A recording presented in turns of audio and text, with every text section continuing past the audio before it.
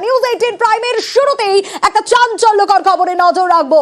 পার্থ চট্টোপাধ্যায়ের জামিনের বিরোধিতায় সওয়াল, পার্থর কথাতেই নাকি নষ্ট ওএমআর। হ্যাঁ, চাঞ্চল্যকর অভিযোগ উঠে আসছে নগর ও দায়রা আদালতে। সওয়াল সিবিআই এর পার্থ চট্টোপাধ্যায়কে 752 অযোগ্যের তালিকা পাঠানোর দাবি এবং মানিক ভট্টাচার্য তালিকা পাঠান বলে দাবি সিবিআই এর। আরো ডিটেল এ বিষয়ে জানবো। পার্থ চট্টোপাধ্যায়ের কথাতেই নাকি ওএমআর নষ্ট। আরো ডিটেল জানাতে পারবে অমিত, রয়েছে আমার সঙ্গে। অমিতের কাছ থেকেই জানবো। অমিত, এ তো চাঞ্চল্যকর অভিযোগ।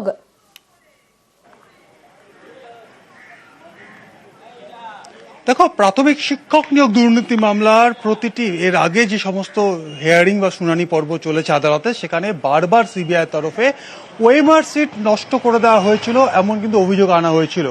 পার্থ চট্টোপাধ্যায়ের জামিনের আবেদনের যে শুনানি আজকে ছিল নগর দায়রা আদালতের স্পেশাল সিবিআই কোর্টে, সেখানে আজকে প্রথম সিবিআই তরফে যে অভিযোগটা আনা হয়েছে জামিনের বিরোধিতা করতে গিয়ে, যে পার্থ চট্টোপাধ্যায়ের নির্দেশেই বা পার্থ চট্টোপাধ্যায়ের কথাতেই ওএমআর সিটগুলো নষ্ট করে দেওয়া হয়েছিল 2014 টেট পরীক্ষার। শুধু তাই নয়, এই দুর্নীতির মাস্টার মাইন্ড, এই দুর্নীতির সমস্তটাই পার্থ চট্টোপাধ্যায়ের কথাটি হয়েছে, কারণ তিনি যে সময় শিক্ষামন্ত্রী ছিলেন, তিনি রাজনৈতিক ব্যক্তি, তিনি রাজনৈতিক দলের সঙ্গে যুক্ত, এবং তিনি এই মুহূর্তে জামিন পেলে তদন্ত নষ্ট হতে পারে, যারা সাক্ষী রয়েছে তাকে প্রভাবিত করতে পারে, এমনটি আশঙ্কার কথা বলা হয়েছে সিবিআই আইনজীবীর তরফে।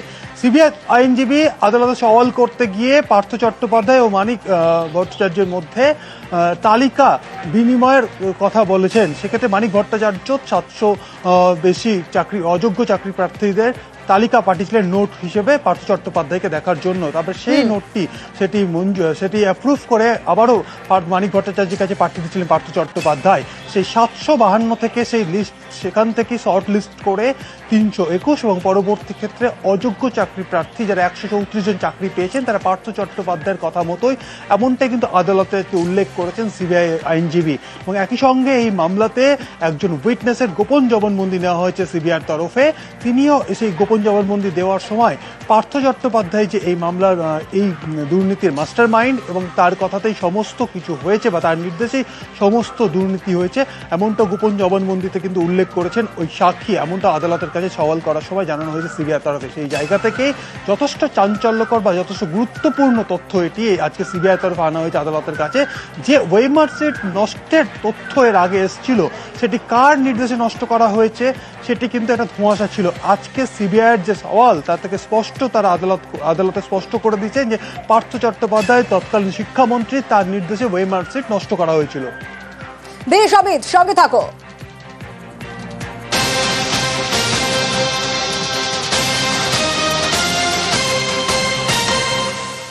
এই যে পার্থ চট্টোপাধ্যায়কে 752 অযোগ্যের তালিকা পাঠানো আর তাদের মধ্যে থেকে 134 জনের চাকরি হয়েছিল। সিবিআই নজরে রাজনৈতিক প্রভাবশালীরা, সিবিআই এর নজরে রাজনৈতিক প্রভাবশালীরা রয়েছে।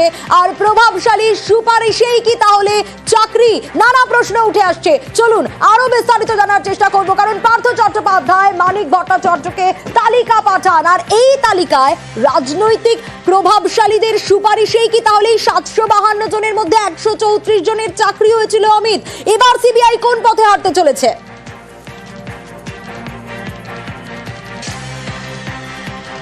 সম্প্রতি বিশেষ সিবিআই আদালতে প্রাথমিক শিক্ষক নিয়োগ দুর্নীতি মামলায় চার্জশিট জমা দেওয়া হয়েছে সিবিআই তরফে। চার্জশিটের সঙ্গে চার্জশিট সংক্রান্ত একাধিক যে নথি জমা পড়েছিল, সেখানে বিভিন্ন চাকরি প্রার্থীদের যে তালিকা সিবিআই ওয়্যার হাউস থেকে বাজেয়াপ্ত করেছিলেন, তারা যেটা পেয়েছিলেন তল্লাশি অভিযান চালানোর সময়, সেখানে যে তালিকা পাওয়া গিয়েছিল তাতে বিভিন্ন সুপারিশকারী অর্থাৎ প্রভাবশালী রাজনৈতিক ব্যক্তি যারা পার্থ চট্টোপাধ্যায় তৎকালীন শিক্ষামন্ত্রী তার কাছে বা তার নিকট বা ঘনিষ্ঠ মহলে বিভিন্ন রাজনৈতিক ব্যক্তি সুপারিশ পাঠিয়েছিলেন। এবং 134 জন অযোগ্য চাকরি প্রার্থী যাদের চাকরি হয়েছে পার্থ চট্টোপাধ্যায়ের নির্দেশ মোতাবেক, এবং এই তথ্য যেমন আদালতের কাছে আনা হয়েছে সিবিআই তরফে, এবং একই সঙ্গে যে সমস্ত রাজনৈতিক প্রভাবশালী ব্যক্তির সুপারিশে এই সমস্ত অযোগ্য চাকরি প্রার্থীদের চাকরি হয়েছে প্রাথমিক শিক্ষক হিসেবে, সেই সমস্ত প্রভাবশালী ব্যক্তিদের এক্সামিন করতে চাইছে সিবিআই। এই মর্মেই আজকে আদালতে সওয়াল জবাব চলাকালীন সিবিআই তরফে আদালতকে জানানো হয়েছে, সেক্ষেত্রে 134 জন অযোগ্য চাকরি প্রার্থী যাদের চাকরি ইতিমধ্যেই হয়ে গিয়েছে প্রাথমিক শিক্ষক পদে, তাদের হয়ে যে সমস্ত রাজনৈতিক এবং প্রভাবশালী ব্যক্তি যারা সুপারিশ করেছিলেন তৎকালীন শিক্ষামন্ত্রীর কাছে, সেই সমস্ত রাজনৈতিক ও প্রভাবশালী ব্যক্তির স্টেটমেন্ট রেকর্ড করতে চাইছে এবং সেই প্রক্রিয়া ইতিমধ্যে শুরু করা হয়েছে, এমনটাই কিন্তু সিবিআই তরফে আদালতে জানানো হয়েছে। বেশ হবে।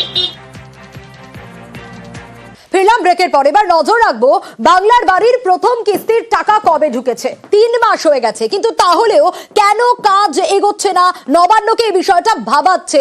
কারণ ঘর তৈরিতে 6 জেলা থেকেই গড়িমসির নানা অভিযোগ উঠে আসছে।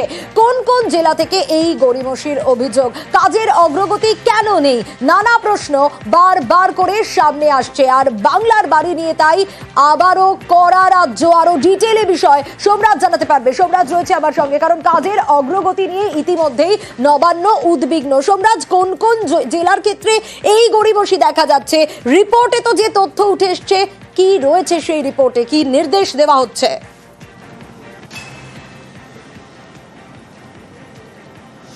দেখো, 3 মাস হয়ে গেল প্রথম কিস্তির টাকা দেওয়া হয়ে গেছে, কিন্তু তারপরেও বাংলার বাড়ির কাজের অগ্রগতি নিয়ে কিছুটা হলেও উদ্বিগ্ন নবান্ন। তার কারণ রাজ্যের যে 6 জেলার রিপোর্ট, সেই রিপোর্টে দেখা যাচ্ছে যে একাধিক ক্ষেত্রে উপভোক্তারা প্রথম কিস্তির টাকা পেয়েছেন, কিন্তু বাড়ি তৈরি প্রক্রিয়া শুরু তো দূরের কথা, তারা নির্মাণ সামগ্রী পর্যন্ত কেনেননি। আর তাকে নিয়েই 6 জেলাকে বিশেষভাবে চিহ্নিত করা হয়েছে পঞ্চায়েত দপ্তরের রিপোর্টে, তেমনটাই নবান্ন সূত্রে খবর।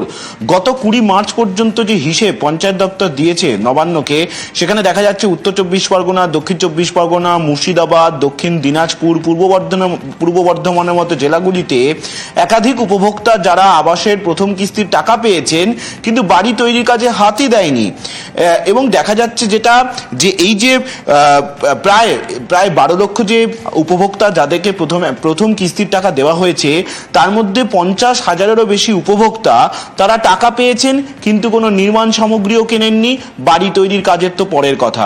আর দ্বিতীয়ত যেটা আরো দেখা যাচ্ছে যে 46,000-এরও বেশি উপভোক্তা যারা টাকা পেয়েছেন, যারা নির্মাণ সামগ্রী কিনেছেন, কিন্তু বাড়ি তৈরির কাজে এখনো পর্যন্ত হাত দেননি। পাশাপাশি 3.5 লক্ষেরও বেশি উপভোক্তা যারা ভিত থেকে লিন্টন পর্যন্ত কাজ করছেন, কিছুদিনের মধ্যেই সেই কাজ শেষ হয়ে যাবে বলেও পঞ্চায়েত দপ্তরে রিপোর্ট দিয়েছে। কিন্তু 12 লক্ষ উপভোক্তার মধ্যে 3.5 লক্ষের কাছাকাছি উপভোক্তা এখন 3 মাস হতে চললো লিন্টন পর্যন্ত কাজ করছেন। বাকিদের কাজ নিয়ে কি হবে তা নিয়েই বিভিন্ন জেলাগুলিকে বলা হয়েছে যে উপভোক্তারা ইতিমধ্যেই প্রথম কিস্তির টাকা পেয়ে গেছেন, তাদের বাড়িতে বাড়িতে উৎসাহ দিতে, যাতে তারা এই প্রথম কিস্তির টাকায় ভিত থেকে লিন্টন পর্যন্ত কাজ শুরু করেন। তার কারণ রাজ্য চাইছে দ্রুত দ্বিতীয় কিস্তির টাকা দিতে, কিন্তু প্রথম কিস্তির টাকাতেই যদি লিন্টন পর্যন্ত কাজ শেষ না হয়, তাহলে দ্বিতীয় কিস্তির টাকা রাজ্য কিভাবে দেবে? আর তা নিয়েই এই 6 জেলার কাজের যে অগ্রগতি ভালো নয়, তা নিয়ে যেমন 6 জেলাকে বিশেষভাবে নির্দেশ দেওয়া হয়েছে, তেমনি বাকি জেলাগুলিকেও বলা হচ্ছে যাতে আরো কাজের গতি বাড়ানোর জন্য। বেশ সোমরাজ।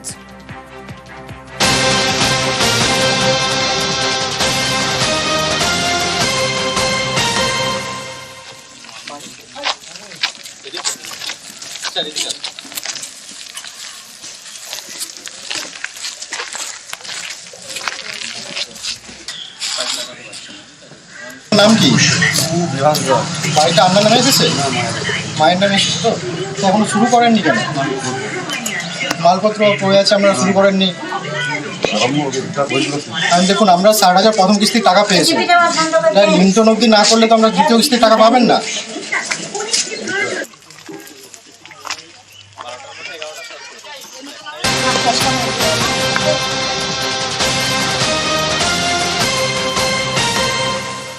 আর এই যে ছবিটা আপনাদের দেখালাম, এই ছবিটা হচ্ছে বিডিও সতর্ক বার্তা দিচ্ছেন, একেবারে বাঁকুড়ায় বাড়ি বাড়ি ঘুরে সতর্ক বার্তা তার। কেন? কারণ 3 মাস হয়ে গেছে, আবাসের টাকা পেয়েছেন প্রথম কিস্তির, বাংলার বাড়ির প্রথম কিস্তির টাকা পাওয়ার পরও কেন এখনো পর্যন্ত লিন্টার পর্যন্ত কাজ শেষ হলো না?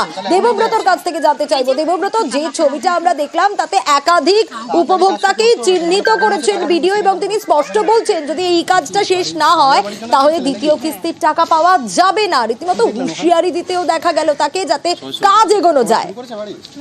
একদমই, যখন ভিডিও আছে বিষ্ণুপুর ব্লকের চৌকান গ্রামে যায়, সেখানেই তার নজরে আসে যে একাধিক উপভোক্তা তারা আবাস যোজনার যে প্রথম কিস্তির টাকা পেয়েছে, সেই টাকা দিয়ে বাড়ি তৈরির কাজ শুরুই করেনি।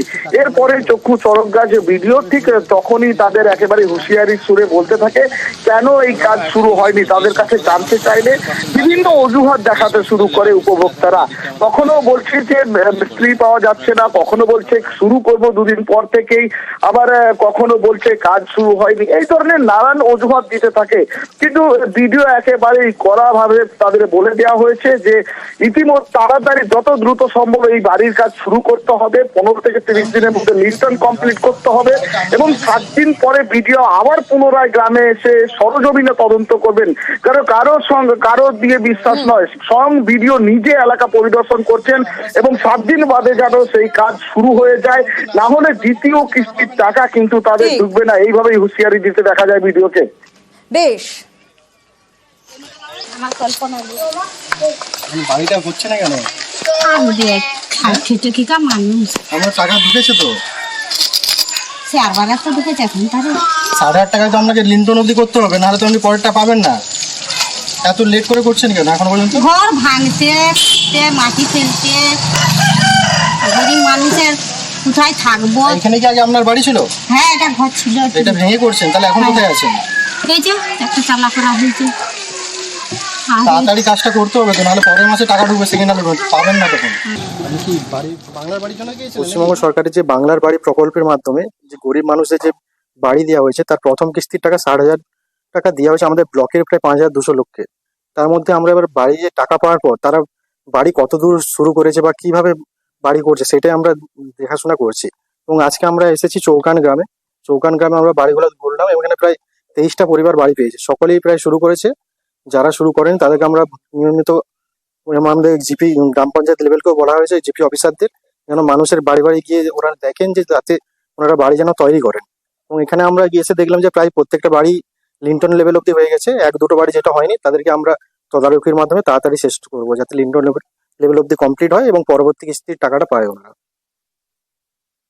কত টাকা পেয়েছেন? 60,000। শুরু করেছেন বাড়ি? না না, মিস্ত্রি পাচ্ছি না। কি বললো আজকে? কারা এসেছিল? আজকে ভিডিও অফিস ছিল, কি বললো? টাকা দিলে বলছে তাড়াতাড়ি শুরু করতে। কি করবে এখন? শুরু করবো, এই যে মিস্ত্রি দেখছি।